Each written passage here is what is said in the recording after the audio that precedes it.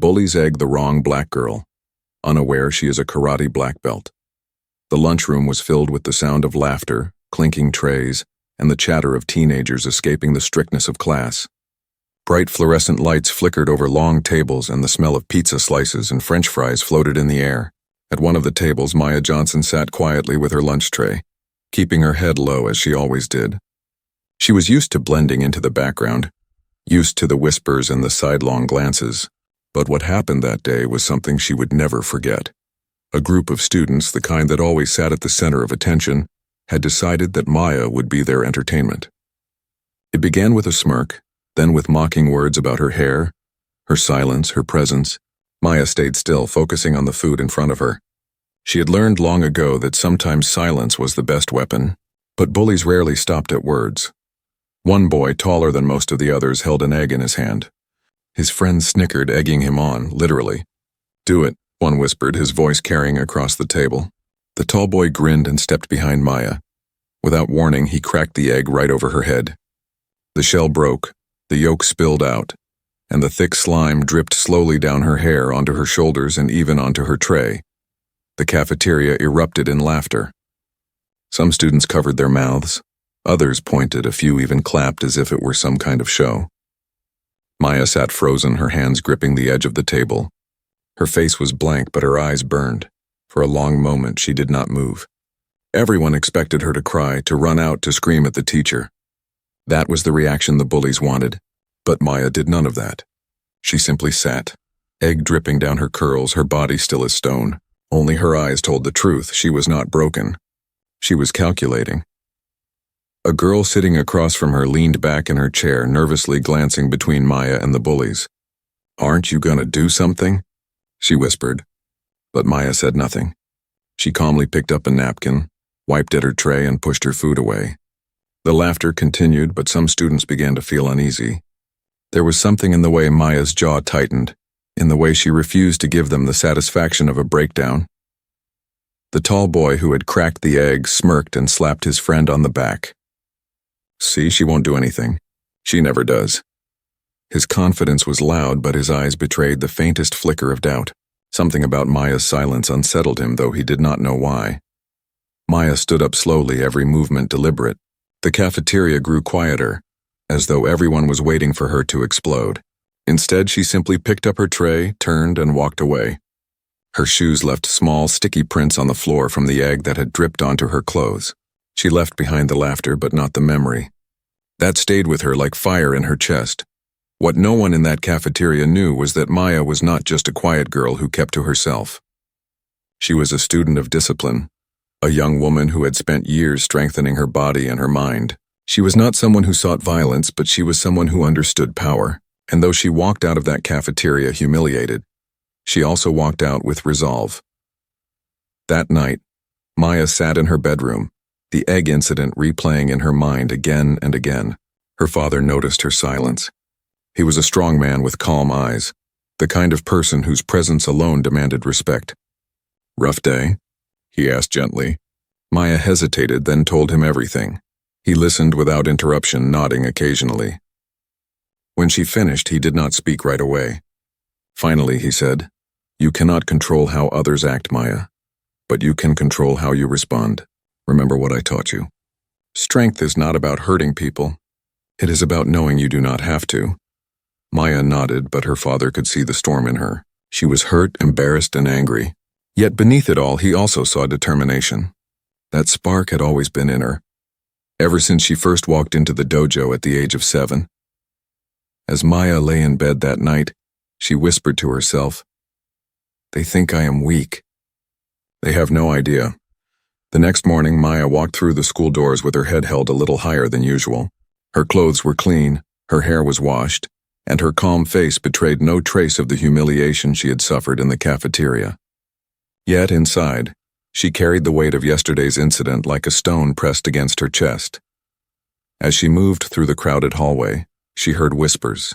Some students smirked and pointed, recalling the egg dripping down her face.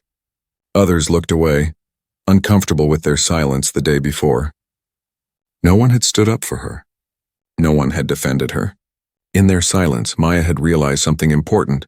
People would laugh at your pain until they saw your strength. And that strength, she knew, did not come from anger.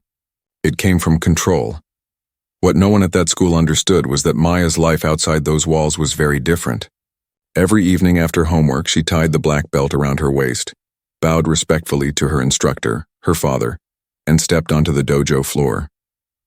The dojo was not just a training hall. It was her sanctuary. Wooden floors polished smooth over years of practice gleamed under soft lights. Scrolls on the wall carried words like discipline, respect, and honor. Maya had been training since she was 7 years old. At first, it had been her father's idea. He wanted his daughter to grow up strong, confident, and unafraid of the world. She remembered her first days stumbling through basic stances, struggling to keep her balance. But with every passing year, she grew sharper, faster, and more focused. Her body learned precision. Her mind learned patience. By the time she was 12, she had earned her brown belt. And at 15, after years of dedication, sweat, and bruises, she stood proudly as a black belt in karate. It had not been handed to her. She had earned it through countless hours of sparring, through failures, through moments when she wanted to quit but did not. Her father had taught her that true martial arts was not about fighting. It was about self-control, about knowing when not to strike. But now, after yesterday, Maya felt something stirring in her. She remembered the laughter of her classmates, the smirk of the boy who had cracked the egg, the burning humiliation of walking out of the cafeteria with yolk dripping from her hair. Her father's words echoed in her mind. Strength is not about hurting people. It is about knowing you do not have to. Yet she wondered, was there a way to show her strength without losing herself to anger? That evening, Maya stepped onto the dojo floor with more intensity than ever. Her father watched her with quiet pride as she moved through her kata, the practice sequence of strikes, blocks, and kicks. Every motion was sharp, her breathing steady, her focus absolute. She moved like someone who carried the weight of something bigger than herself. When the session ended, her father approached. "You are holding something back," he said gently.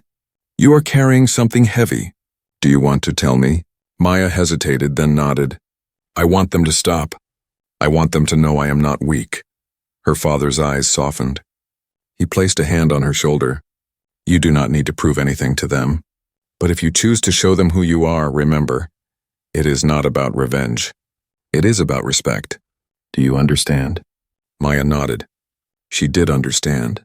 But the fire in her chest told her that words alone would never change how those bullies saw her. They only respected what they feared. And maybe, just maybe, it was time for them to see a glimpse of the strength she carried. The next day at school, Maya noticed how the bullies lingered in the hallways, their laughter sharp and cruel as always. She did not avoid them this time. Instead, she walked past with steady steps, her eyes meeting theirs without flinching. The tall boy Marcus, who had cracked the egg, smirked at her again. But this time, something in her gaze made him pause. She was not the same girl he had humiliated yesterday. In gym class, the teacher announced a new unit, Self-Defense Basics. The students groaned, expecting an easy week. But for Maya, it was as if fate had handed her an opportunity. She stood quietly as the teacher demonstrated simple blocks and escapes. When volunteers were needed, Maya stepped forward. At first, the class watched with mild interest. But then Maya moved, fast, precise, controlled. She executed each technique with a sharpness that made the room fall silent. When a student tried to grab her wrist, she turned smoothly, breaking free and guiding him to the mat without hurting him. The teacher raised his eyebrows, clearly impressed. "Where did you learn that?" he asked. Maya simply replied, "At home." Whispers spread through the gym. The quiet girl who had been humiliated in the cafeteria yesterday was now showing skills that none of them had expected. Even Marcus, watching from the back, felt a flicker of unease. By the end of class, Maya had not bragged, not shown off, not even smiled. She had simply demonstrated control, discipline, and confidence. And for the first time, the bullies realized that the girl they had mocked might not be the easy target they thought she was. That night, as Maya sat at her desk, she thought about everything that had happened. She had not thrown a punch in anger. She had not sought revenge. She had only shown what she was capable of, and that alone had changed how people looked at her. She whispered to herself, "They think I am weak. But now they are starting to see." The weekend after the egg incident passed slowly for Maya. She spent most of it in her father's dojo, practicing her katas again and again until her legs ached and her arms trembled from the repetition. Every strike, every block, every turn felt like a release of the anger that still burned inside her. She remembered every laugh, every mocking glance, every whisper, but she also remembered the silence of the other students, the way they had all watched but done nothing. Her father noticed how hard she was pushing herself. "Maya," he said gently, "discipline is important, but you cannot let anger become your fuel. It burns fast and it leaves nothing but ashes." Maya wiped sweat from her forehead, breathing heavily. "I just don't want them to think I'm weak anymore," she admitted. Her father studied her carefully, then nodded. "Then don't show them your anger. Show them your strength. Show them you are unshaken."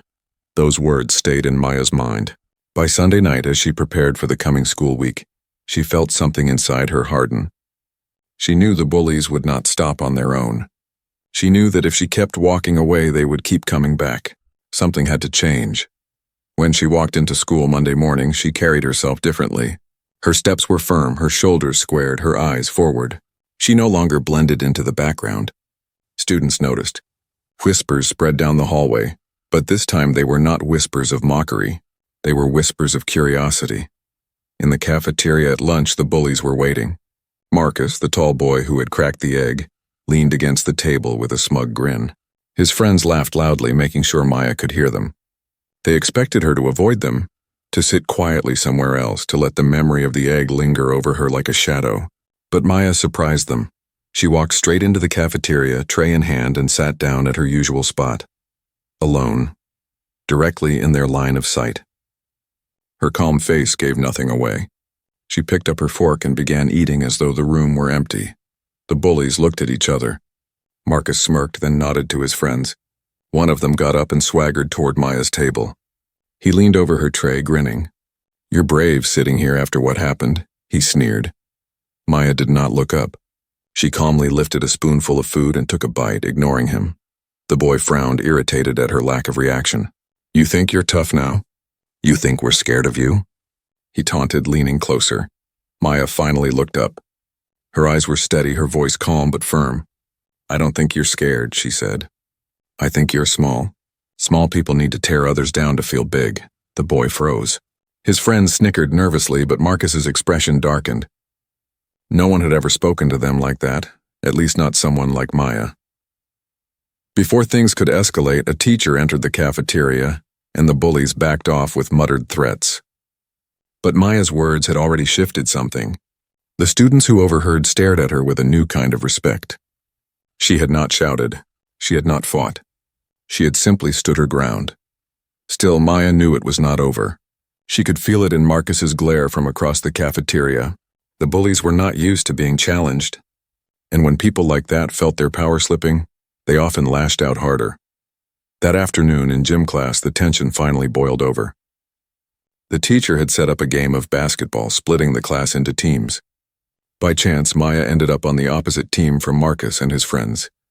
At first, the game was normal. Students shouted encouragement, sneakers squeaked against the polished floor, the ball bounced back and forth. But soon Marcus started targeting Maya. He shoved her when the teacher wasn't looking, blocked her movements aggressively, and laughed when she stumbled. Maya clenched her fists, reminding herself of her father's words. Control, not anger. But the breaking point came when Marcus shoved her hard, sending her sprawling to the ground. The gym went silent. For a moment, Maya lay there, her palms stinging against the floor, her heart pounding in her chest. She could hear Marcus and his friends laughing, the sound sharp and cruel. The teacher had not seen the shove. No one stepped forward to call it out. Everyone just watched. Slowly, Maya pushed herself up. She stood tall, brushing dust from her clothes. She turned to face Marcus, her eyes locked on his. Something inside her snapped, not in rage, but in resolve. She was done being silent. She was done letting them dictate how she was seen.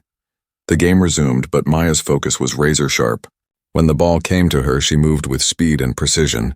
She dodged Marcus's attempts to block her, weaving around him with agility that shocked everyone watching. When he tried to shove her again, she pivoted smoothly, using his momentum to slip past him.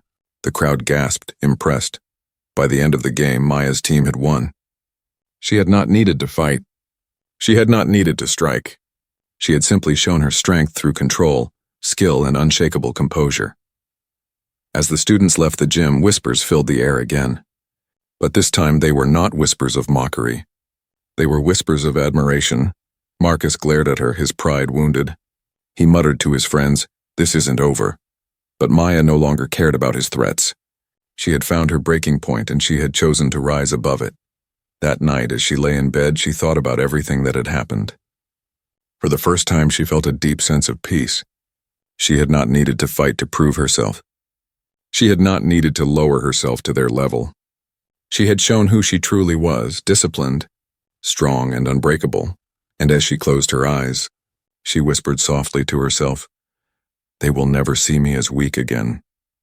The air inside the cafeteria felt heavy the next day. It was the same noisy room, filled with the same laughter, the same clatter of trays and chairs. Yet for Maya it was different.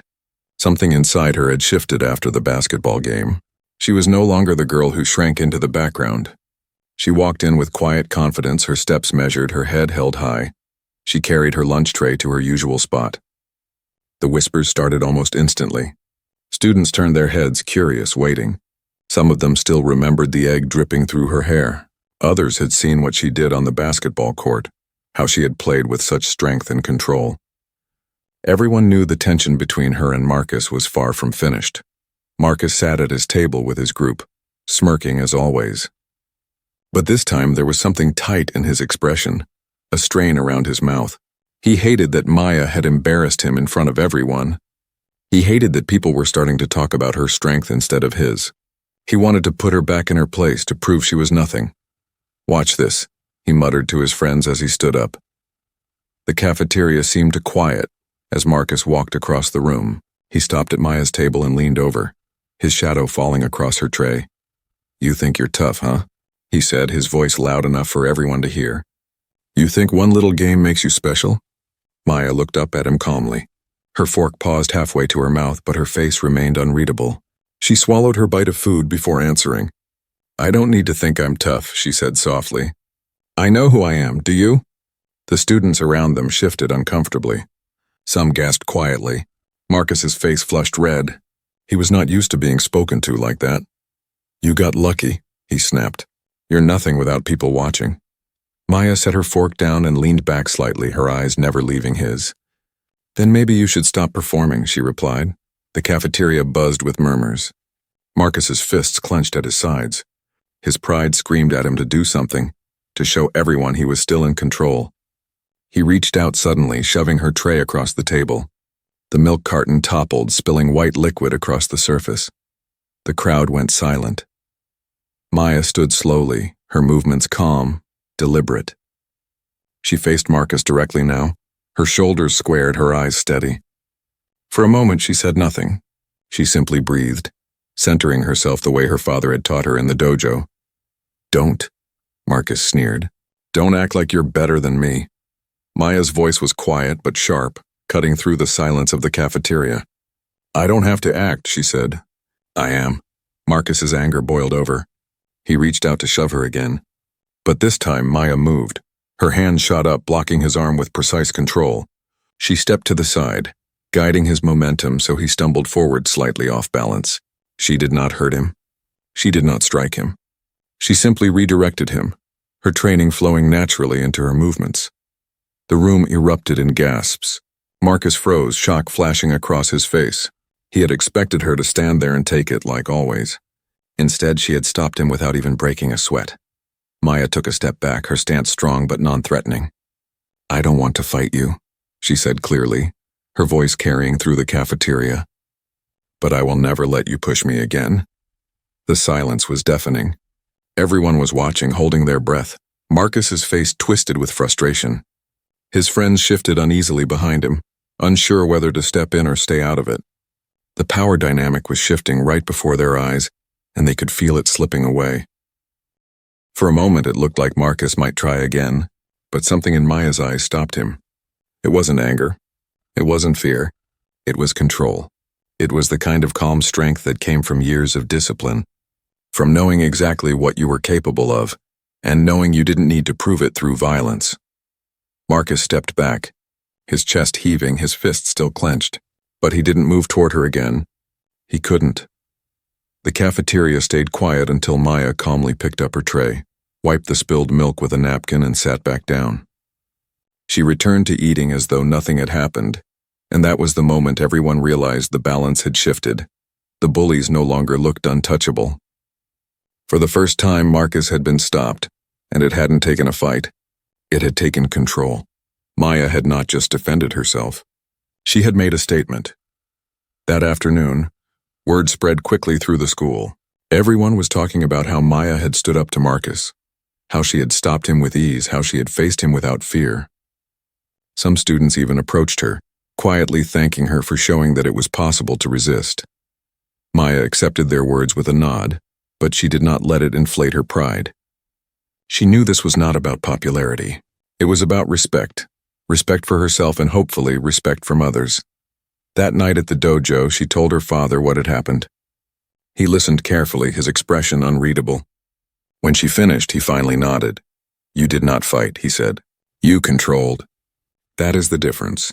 You showed strength without losing yourself." Maya smiled faintly, a weight lifting from her chest. She realized then that she had reached a turning point. She no longer felt like the girl who had been humiliated in the cafeteria. She felt like someone who had reclaimed her voice, her power, her dignity. But deep down, she also knew Marcus was not finished. People like him rarely gave up after losing face. She could see it in his eyes when he stepped back. His pride had been wounded, and he would not let it go easily. As she lay in bed that night, staring at the ceiling, Maya whispered to herself, "This is only the beginning, but I'm ready."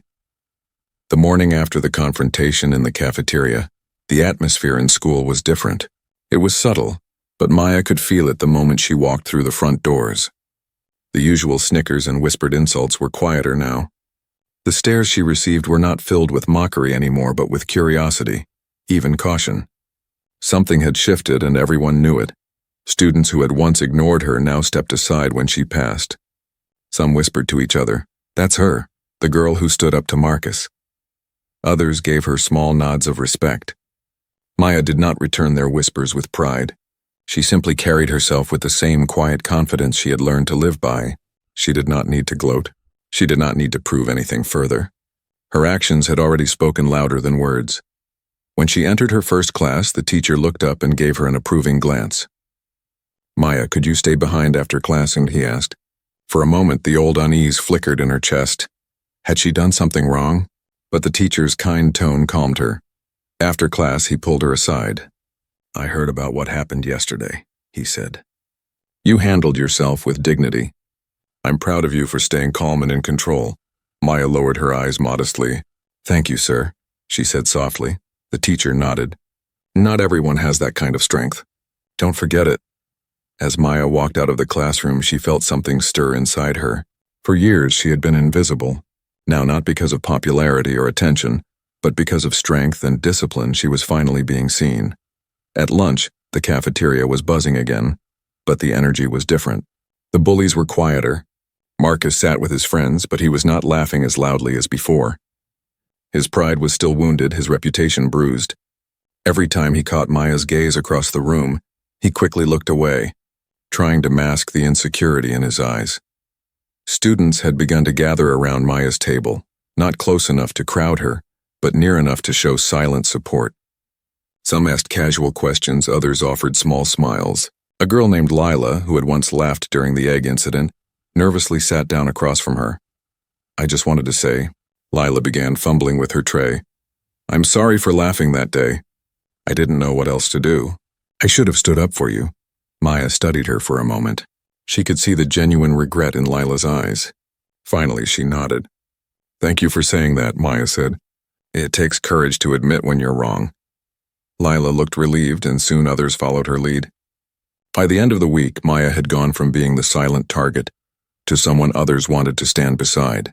Respect had been earned not by force, but by strength, control, and courage, yet Maya did not let it go to her head. She reminded herself daily of her father's words. Strength is not about proving yourself to others. It is about knowing yourself. That weekend, while training at the dojo, Maya's father noticed the change in her demeanor. She moved with sharper focus, her strikes carrying more confidence, her balance unshakable. "You have grown," he said after practice. Maya tilted her head. "How?" "You carry yourself differently now," he explained. "Before you trained because you wanted to defend yourself. Now you train because you believe in yourself. There is a difference." Maya thought about that deeply. It was true. The girl who once feared standing out had found a voice not through shouting, but through action. The next Monday at school, an unexpected announcement came over the intercom. "Attention, students," the principal's voice echoed. "We are excited to announce the start of a new extracurricular activity, Self-Defense Club. Anyone interested in joining? Please sign up in the main office." The idea had been suggested by a teacher who had seen Maya in gym class. Without even realizing it, she had inspired something greater than herself.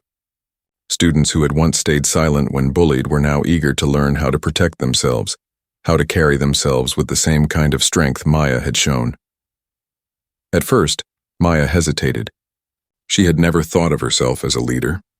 But when the teacher personally asked her to help demonstrate during the first session, she agreed. That afternoon, she stood in the gym with nearly 20 students around her. Some were shy, others were nervous, but all of them were eager. Maya demonstrated basic blocks, simple stances, and controlled breathing. She spoke quietly but with authority. "Self-defense isn't about fighting," she explained. "It's about control. It's about believing in yourself enough to stand tall. Most of the time, that's enough to stop someone from pushing you." The students listened intently. For the first time, Maya saw herself through their eyes, not just as the girl who had been humiliated, but as someone strong, someone worth following. As the weeks passed, the club grew. Students who had once laughed at her now stood beside her, learning the same moves she had mastered years ago. Respect had blossomed into admiration, and admiration into inspiration. Marcus and his friends still hovered on the edges, glaring sometimes, whispering to each other. But they no longer dared to confront her. The balance of power had shifted permanently. One afternoon, as Maya walked home, she passed Marcus standing alone near the school gates. For a moment, she braced herself, expecting another confrontation. But to her surprise, Marcus didn't sneer or mock her. He looked down, his hands shoved into his pockets. "I didn't know you could do all that," he muttered. "Guess I underestimated you." Maya studied him carefully. There was no arrogance in his voice this time, only a hint of grudging respect. "You don't have to underestimate anyone," she replied calmly. "You just have to treat people better." Marcus didn't answer, but he gave a small nod before walking away. It wasn't an apology, not fully. But it was the closest thing Maya had expected from him. And in that moment, she realized something important. She had not just earned the respect of her peers. She had earned the respect of the very person who had tried hardest to break her. That night, Maya sat at her desk, staring at the medals and certificates from her karate tournaments. They had always been symbols of her discipline and effort, but now they meant something more. They reminded her that respect was never given. It was earned. As she turned off her lamp and lay in bed, she whispered to herself, "I don't need to hide anymore. I know who I am." And with that, she drifted into sleep, her spirit lighter than it had been in years. The weeks after the cafeteria confrontation passed like a quiet storm. Maya was no longer just another face blending into the crowd. She had become something more. An example, a story whispered from locker to locker, classroom to classroom. Students spoke of her not just as the girl who had been humiliated, but as the girl who stood tall, the girl who stopped Marcus without throwing a single punch. But the change was not just about her. It rippled outward. Other students who had once been targets of bullying started walking with straighter backs. The shy boy who always ate alone in the corner began sitting with others. A girl who used to flinch when called names now met people's eyes with a calm strength. Something was shifting in the school culture, and it all began with one girl's decision to stop being silent. The self-defense club grew quickly. What started with 20 students doubled, then tripled. By the third week, the gym was filled with kids eager to learn. Some wanted to protect themselves. Others simply wanted to feel the kind of confidence they had seen in Maya. The teacher who ran the club eventually stepped aside during practices, letting Maya lead the sessions. At first, she was nervous. Standing in front of nearly 50 students, all eyes on her, Her palms had sweated and her heart had raced, but then she remembered the dojo, the calm lessons of her father and the years of practice that had shaped her. She inhaled deeply, bowed, and began to guide them. Karate, she told them, is not just about kicks and punches. It's about respect. It's about believing in yourself. If you walk with confidence, most people will think twice before hurting you, and if someone does try, you'll know you have the strength to stand tall. Her words carried weight, not because they were loud, but because they came from experience. The students listened, practiced, stumbled, and improved. Maya corrected their stances, encouraged their efforts, and reminded them constantly that the goal was not to fight but to control, to defend, to find their own voice through strength. One afternoon, after practice, a younger student approached her. He was small, with glasses that kept slipping down his nose. He shifted nervously before speaking. Maya, I used to get picked on a lot. They'd push me, call me names. But since I joined this club, I don't feel scared anymore. Thank you. Maya's heart softened. She smiled gently and placed a reassuring hand on his shoulder. You don't have to be afraid of anyone. You're stronger than you know. Always remember that. Moments like that became common. Students who had once been voiceless now spoke up.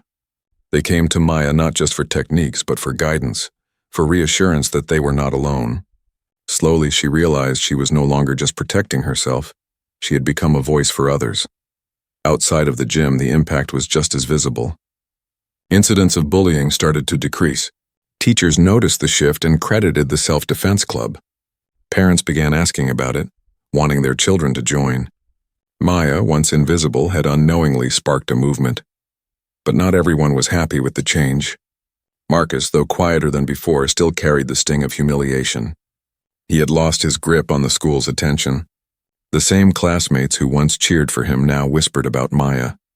His friends had started drifting away, some even signing up for the club. Each day, resentment grew inside him. One Friday afternoon, Marcus finally approached Maya after practice. Students were filing out of the gym, laughter filling the air when he blocked her path. His eyes burned with frustration, but his voice was low. Why are you doing this? He demanded. Why are you making everyone look at you like you're some kind of hero? Maya studied him calmly. I'm not trying to be a hero, she said. I just don't want anyone else to feel the way I did. Marcus scoffed. You think you're better than me? Maya shook her head. No, I think you could be better than who you've been. The words hit him harder than any punch could have.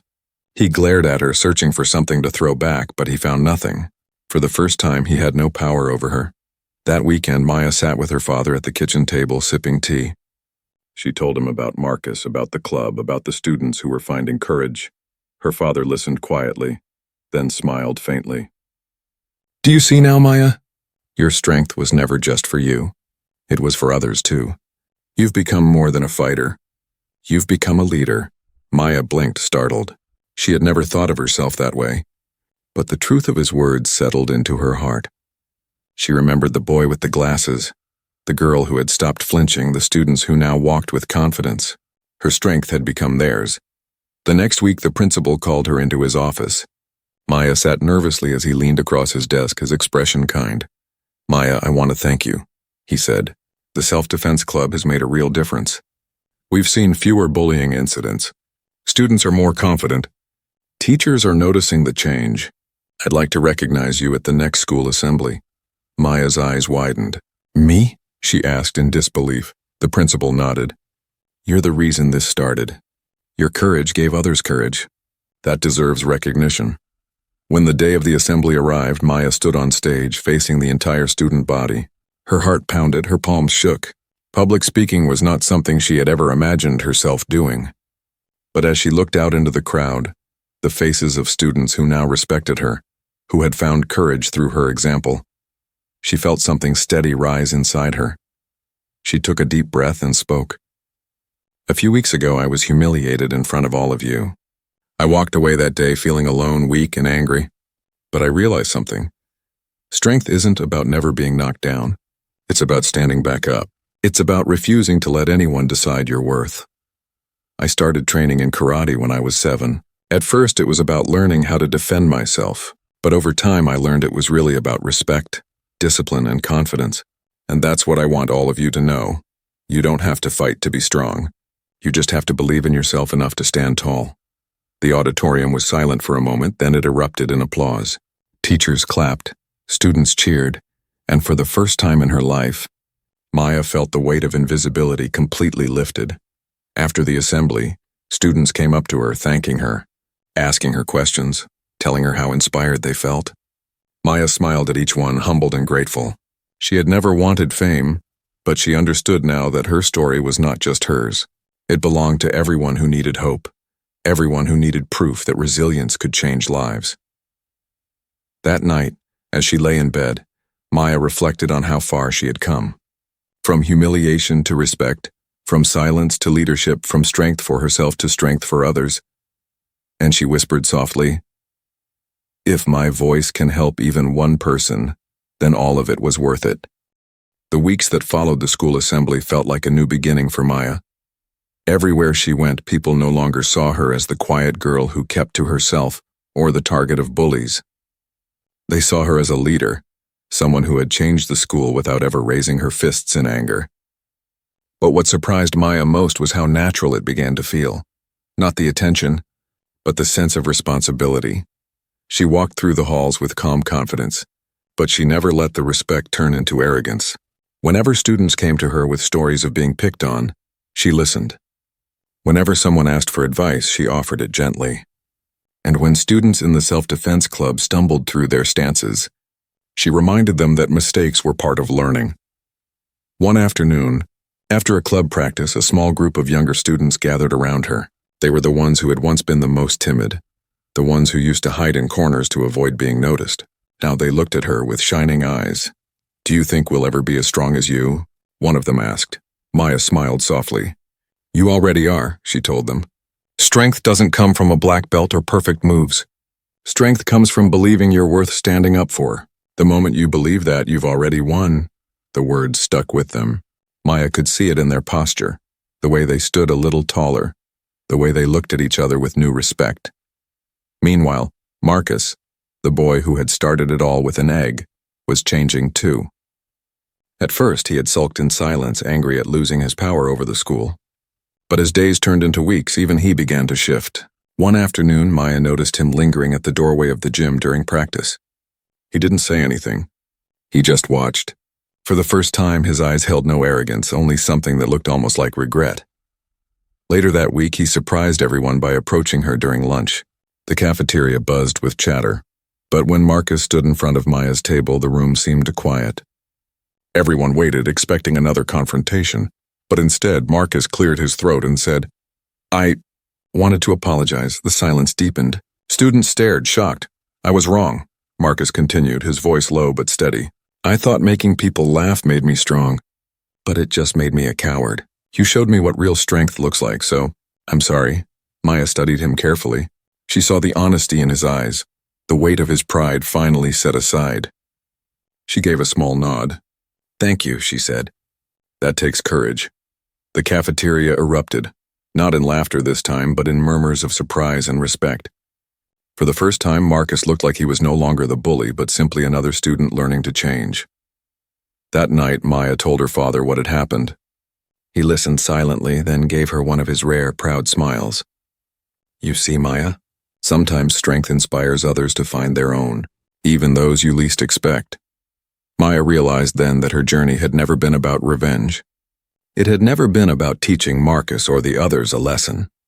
It had been about finding her own voice, her own confidence, and in doing so, giving others permission to find theirs too. As spring rolled in, the self-defense club grew into something bigger than anyone had expected. It wasn't just about techniques anymore. Students gathered to share stories, to encourage each other, to remind one another that they were not alone. Teachers praised the change, parents wrote letters of gratitude, and the principal often pointed to Maya as an example of resilience and leadership. One afternoon, the principal called Maya into his office again. This time he handed her a letter. "The local community center heard about the impact of your club," he said. "They want to invite you to speak at their youth program." Maya's eyes widened. "Me speak to strangers?" The principal smiled. "You've already inspired your school. Now it's time to inspire others." The day of the event, Maya stood nervously in front of a group of young kids from across the city. Their faces were expectant, curious, hopeful. She felt the familiar flutter in her chest, the old fear of being seen. But then she remembered the cafeteria, the gym, the assembly. She remembered the boy with glasses who had thanked her, the students who now walked taller, even Marcus's apology. She took a deep breath and began. When I was younger, I thought being quiet made me invisible. I thought if I kept my head down, I could avoid being hurt. But I was wrong. Being silent only gave others power over me. The truth is, every one of you has a voice. Every one of you has strength. You just have to believe in it enough to use it. The room was quiet, every child hanging on her words. She continued, her voice steady. I learned that strength isn't about fighting back. It's about standing tall even when people try to push you down. It's about knowing your worth even if others don't see it yet. And once you believe in yourself, no one can take that away from you. When she finished, the room filled with applause. Parents smiled, children clapped, and Maya felt a deep sense of fulfillment. She had gone from the girl humiliated with an egg to the young woman inspiring others to rise above their own struggles. That night, as she walked home under the fading glow of the streetlights, she thought about everything she had been through. The laughter, the humiliation, the silence, the training, the control, the strength, the confrontation, the respect, the apology. She realized that life would always have bullies. There would always be people who tried to tear others down. But what mattered most was how you responded. You could let them break you, or you could let them build you into something stronger. When she arrived home, her father was waiting at the door. He looked at her, pride shining in his eyes. So Maya, he asked, what have you learned through all of this? She smiled softly, her heart full. That strength isn't about winning fights, she said. It's about choosing not to fight when you don't have to. It's about respect for yourself and for others. And it's about never letting anyone decide your worth. Her father nodded, satisfied. Then you've learned the most important lesson of all. As Maya went to bed that night, she felt lighter than she ever had before. The girl who once sat silently at the edge of the cafeteria was gone. In her place was someone stronger, someone who had earned not just respect but the ability to inspire others to find their own strength. And she knew this was only the beginning of her journey.